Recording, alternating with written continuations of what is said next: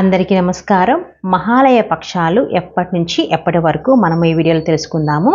మహాలయ పక్షాలనే పితృపక్షాలు అనే పెద్దల మాసం అని కూడా పిలుస్తూ ఉంటాము.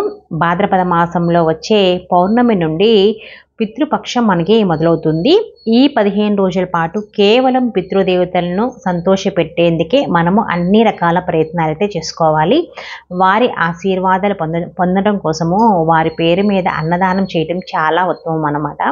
సెప్టెంబర్ 18 నుండి అక్టోబర్ 2 వరకు కూడా పితృపక్షాలు మనకి ఉన్నాయి.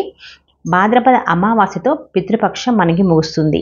ఈ అమావాస్యనే మనము సర్వపితృ అమావాస్య అని, పెద్దల అమావాస్య అని పిలుస్తూ ఉంటాము అన్నమాట. పితృపక్ష అమావాస్య అని పిలుస్తూ ఉంటాము. ఈ సమయంలో మనము పూర్వీకులకు సంబంధించిన పనులు చేయడం వలన జీవితంలో సౌభాగ్యం లభిస్తుందని చెప్తారు.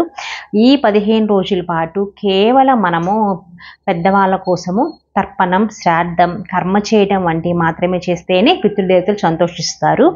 ఇవి ఏమి చేయలేని వాళ్ళు వాళ్ళని తలుచుకొని ఒక కన్నీటి బొట్టు రాల్చినా సరే వాళ్ళు సంతోషిస్తారంట.